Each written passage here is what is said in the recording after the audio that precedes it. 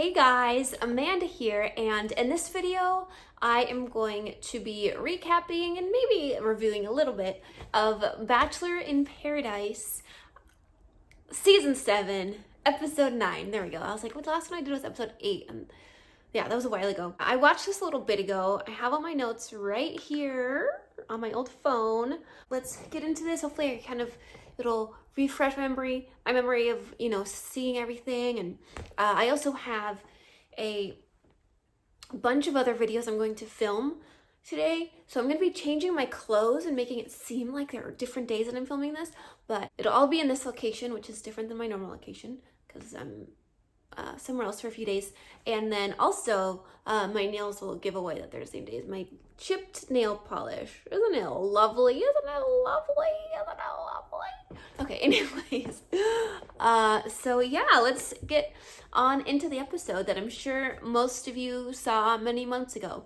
And I saw probably a few weeks ago. So the episode starts and it goes from where we left off last time, where Joe set up this cute little date for him and Serena, and they tell each other they love each other, and then they make out, and everybody can see, including Kendall, and she's really upset. So she walks away to the bar, and she talks to Wells about how she's feeling. Then she has a talk with Joe. She says that she's really happy for him, even though it's hard for her to be there, and she decides to leave. Before she leaves, she decides to leave, but before she actually leaves, he asks her why she came, but then she asked him why he came, and he said, well, I came here because I was over you, and I thought you felt the same. But, no. So, bye, Kendall. She leaves. Everybody understands. They're sad to see her go, but they get it. And now Ivan's sad and he needs a rose. Then Lil Jon walks in and everybody's happy to see him, but he wants to make Paradise more interesting. So you know what? He brings in two more guys, Damar and Ed, and they're going to go on a double date. So after chatting with some of the girls, Ed decides to take Natasha on the date and Damar takes Chelsea. Aaron is worried. Aaron?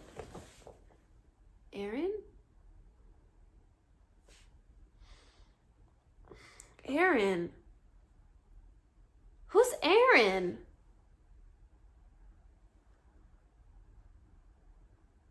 I cannot remember who Aaron is. Oh, Aaron! Aaron. Okay, Aaron and James, BFF. My gosh, how did I forget Aaron? That's his name, right? They're on the date, and it looks like they're gonna paint each other naked, but no. They still have a little bit of clothes on, but they're bearing most of themselves to each other. Well, at least the guys to the girls. I don't know if the girls are the same. They didn't really show, but maybe, I don't know. So they're all enjoying themselves on the date, the four of them.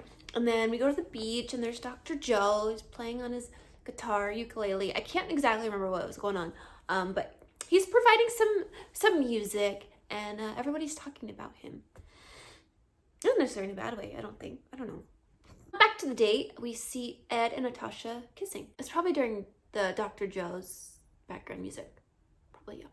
So then we go back to the beach, and Noah sets up a cute little date for himself and Abigail, so I'm really excited to see some screen time with them, and then they end it really quickly, so we don't really get to see much. No, never mind, sorry. Then Kenny gets a date card, and of course he asks the lovely Mari to go with him. On the date, they end up eating some tacos and taco toppings and things off of each other, and I just have to say that food looked so good, especially it's probably like authentic Mexican taco food, so it's like really good food, and then they like each other, and then it's probably, it didn't seem that like sexy to me because I'm like, oh, food all over yourself in like these weird places, but to them, it's probably good because they're into each other and stuff like that. But yeah.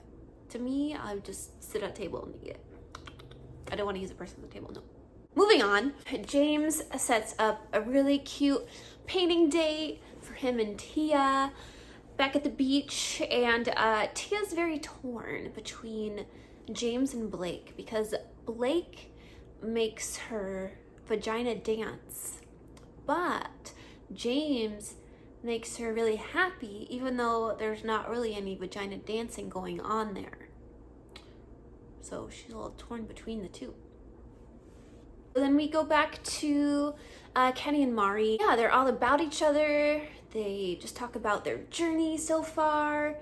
And yeah, they tell each other they're falling in love. And they end up spending the night together, once again, in the Boom Boom Room. 2 nights in a row. So greedy. Can't you let another couple be in there? Come on now. 2 nights in a row. Then we see a montage of all the couples walking along the beach. And then we have Marissa, and she is really into Riley, but she needs more from him. He's not really, you know, talking much about himself.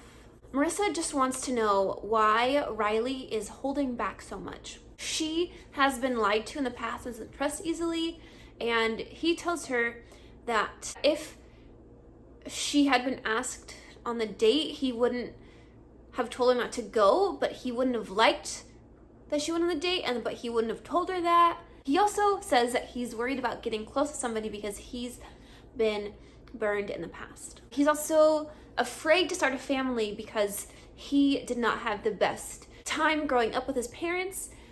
He's had rocky relationships with them, but now they are on better terms.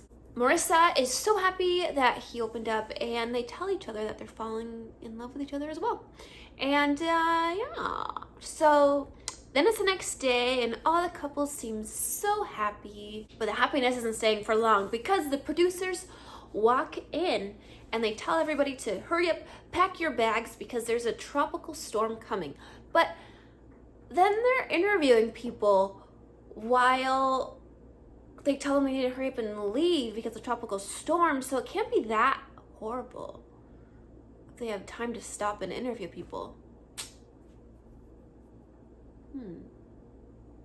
I don't know. It seems like they are separating the men and the women when they leave, I think just to keep the drama with the couples and things out of the resort so we can stay all in paradise, you know?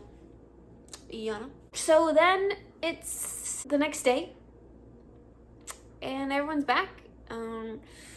So it didn't seem as dramatic as the previews made it seem. So that's about how it goes most of the time on these shows. Yeah. So then a little John walks in, and it's time for cocktail party, rose ceremony in the daytime.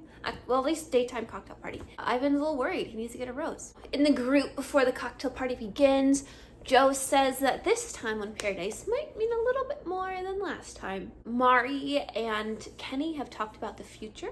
Riley is Marissa's man. Oh yeah. Tia has a choice between James and Tatty Daddy. And the one that doesn't get a rose will be a Saddy Daddy. So there's 8 girls, 12 guys. That means 4 guys going home. So Tia is talking to Blake, and she's like, I need more from you. Like, why? We haven't been spending time together. I need more. He's like, tell me what to do to make this better. And she just told you. I need you to put more effort in. If you want to spend more time with me, if you want my rose, then show some initiative, show some effort, sir. Then Tia kisses James. Simple as that. Erin is really into Chelsea. Chelsea's really into Erin. She says she feels herself gravitating more towards him. Then we see Ivan go to the bar. Chelsea's right next to him, and then he pulls Chelsea aside for a chat. Chelsea says that her and Ivan are homies, but not friend zones, and she says he's cute, and then they kiss. And everybody can see. Well, at least Erin can see. And James. Because they're... Then we see Erin confronting Ivan, and to be continued, of course. And the little snippet at the end, we see that Mari can fit not 1, not 2, not 3, not 4, not 5, but 6 chicken nuggets in her mouth at one time. Look at that. Mari is a talented girl. So yeah, that's it. That's all. Thank you all so much for watching. I hope you have a wonderful day, a wonderful week, a wonderful month, a wonderful year, and a wonderful life. Bye.